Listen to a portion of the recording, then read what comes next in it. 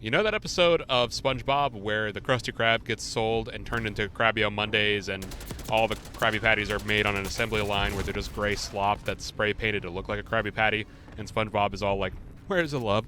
That's Activision currently. Call of Duty has effectively been turned into an actual slop trough. Hey, it's Bri. Welcome back to Radio 108.2, your source for guy who talks while he drives because he has opinions on games. Slop as a term has been getting thrown around quite a lot. Slop is the go-to way to essentially say the thing you like sucks ass and is made for the lowest common denominator. Call of Duty, I think, actually fits this definition pretty much to a T. And 10 years ago, I would have probably argued against that. But now I feel as though I have to argue for it. And people use slop all the time. I think one that I saw recently was calling Splitgate 2 movement slop, which is basically a way to say that there's no actual real definition to the movement in Splitgate 2. It's mostly just to appease Zoomers who like to smash their keyboard and pretend like they're doing something, which, accurate, yes, but that's a different video. So Activision as a whole is essentially just Call of Duty now, and whatever other sports titles they publish, or I don't know what else Activision publishes. There are anywhere from 800 to 1,200 developers on Call of Duty at any given time, and then there's also between 2 to 4 Call of Duties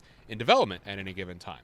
Now, I'm not going to lie to you and say, like, I don't partake in any of this. I still eat up the annual Call of Duty like a good little piggy.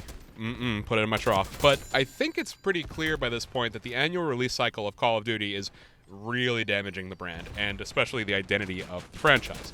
Now, identity of a franchise is always hard to argue, because a lot of times people will argue that a franchise has lost its identity because it introduced microtransactions that they don't like. See something like the Star Wars collab in Destiny 2. I don't typically have an issue with collaborative microtransactions. I understand why they're there. I understand why we need them. However, when all that your game is collaborative microtransactions and there's no actual building upon anything, we start to feel slop-esque. Because to be completely honest with you, can you tell me the actual visual difference between Cold War and Black Ops 6? One takes place an entire decade before the other. And to be honest with you, when I think about one game, I kind of think of the other at the same time. The same thing is happening with the Modern Warfare games as well. And now that we're getting these weird back-to-back numerical releases, I fear it's only going to get way, way worse because we're trying to meet these annualized quotas while games are just blowing up in terms of development costs and the amount of devs that need to be on them. This is, of course, also in tandem with the fact that the entirety of the franchise is being shoveled through Warzone at the moment, which is the same client, but technically a separate client. It's great. The annual releases are really negatively impacting the quality of the games. Another reason why I feel like it's okay to call this stuff slop and why I think that it's a really good definition of what is actually wrong with the industry is the fact that we have however many thousands of devs over the years that are working on 2 to 4 of these games at a time, but you can't possibly as a developer actually know thematically or know what you're working on thematically for a game. As I said, if you're working on Black Ops Cold War, what is functionally different, artistically different from Black Ops 6? You might as well be working on the same game, especially if you're in the art team and all you're doing is working on these collaborations. Does it matter what game the Teenage Mutant Ninja Turtle skins get plugged into? Does it matter what game Art the Clown from Terrifier is in? It gets to a point where these annual releases are just making it so difficult to actually pinpoint differences. And it used to be the meme forever that Call of Duty released the same game year after year, and while yes, functionally they were the same game, there was still a difference. When you were getting a Black Ops game, you were getting a very specific experience versus getting a Modern Warfare game. And now, everything is just bleeding into itself so much. And I really don't think Black Ops 7 trying to go into quote-unquote the future is really gonna push anything because it's not thematically thought out. It's just a vessel. It's another report quota earnings title is what it is. Again, it's number 7. Do you know how many franchises actually get to number 7 without being stupid? There's very few, and they have to be incredibly inventive throughout their life cycle. Think Call of Duty, think Resident Evil, think Final Fantasy, where every game has to almost be different in a way in order to justify getting to that number 7. Black Ops 7 at this point feels like a parody because, again, too, what possibly is going to make this feel like an actual move forward from Black Ops 6? Genuinely. The shape of the guns is different, but everything else feels the same. And I don't really mean that there needs to be meaningful changes in terms of mechanics. I don't expect that from Call of Duty at this point. Again, I like my slop. Yummy, yummy. But just genuinely, am I going to feel like I'm actually in the future? Are we going to actually get inventive and look at near future tech and make it feel like Black Ops 7 is its own thing? Because that was the strength of Black Ops 2 back in 2012, is because it felt different than Black Ops 1 and Modern Warfare 3. and that was cool. But now, I already know that outside of some skins on some guns and maybe some characters, I'm in for pretty much the same experience that I've had for the last 5 years. There's no real effort built into making these things feel thematically and design-wise separate from each other, because there's no way to, because the developers don't even know what they're doing. They come in, do their 8 hours, and they go. And there's nothing wrong with that from a developer standpoint.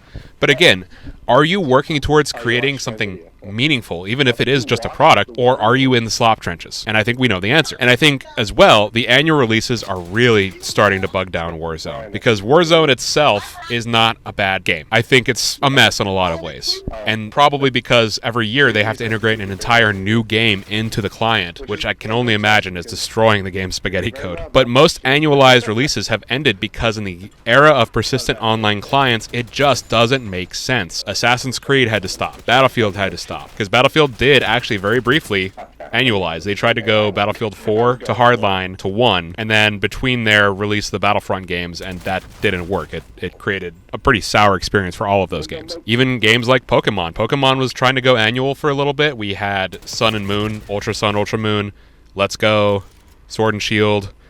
I believe 2020 might have been the first year in that whole cycle. It was like 2015 and 2020 were the only 2 years where we didn't see Pokemon games for a while. It was wild. It was crazy, right? And that's taxing. That's taxing on your developers, and I don't really think that they're learning anything because they're not being given enough time to do that. Or in Call of Duty's case, they're not learning anything because it's all going into the same big old bucket. Nothing's going to feel different. Nothing's going to feel unique. And maybe this could be solved if everything was just kind of collapsed into Warzone. Like if Warzone became all that Call of Duty was, and every year we got an annual update to some kind of legacy arena TDM mode. That could be kind of cool. But overall, releasing annual games doesn't work anymore. The developers aren't really developing anything substantial. And the worst part is I can say that it's bad for the developers, it's bad for the franchise, but it makes a bunch of money, and that's why they still do it. And so I will eternally be wrong, because financially this works. So I don't really know what the solution is until all of us dads who can't help but get our dopamine fix through this and other ways stop participating. It's just going to be this way year in and year out. And it doesn't really matter how poor of a quality the titles are. Black Ops 6 has tons of problems. I'm playing it right now on screen. There's a bunch of stuff that I don't even know what to do with. Like, I'm killing enemies and they're dropping coins, and I just like, what? what am I looking at? You know? Just odd stuff. So people do enjoy their slop. I enjoy my slop. But being churned out factory style has clearly negatively impacted the brand. So next time you start talking about slop, you start talking about a game as slop, I want you to think about this video, and I want you to think, is what I'm calling slop actually like Crabio Monday style mass-produced in a factory slop like Call of Duty, or not? And the answer is probably not, because I think when we redefine our standards as to what slop really is, and again, I'm not saying that there's anything wrong with enjoying slop, we all like our junk food, then I think if we redefine it, it'll make us enjoy things a little bit more, and also be a little more critical about what it is we have. I don't know. It's one of those things where you have to be aware of it, but also you live in the society that you participate in. What are you going to do at the end of the day? You know, all I can hope to do from here in my little Subaru is hope to change some minds. That's my goal. Question of the day for you down in the comments below. Tell me when the last time you felt Call of Duty was actually invigorating, when you actually saw Call of Duty do something and say, wow, I gotta try that. That looks like something I haven't done in Call of Duty yet. For me, honestly, probably Modern Warfare 2019, because it had more of an effort in realism and graphical prowess. And it was a good time. I did enjoy it, despite its faults. Thanks so much for watching/listening. Bye.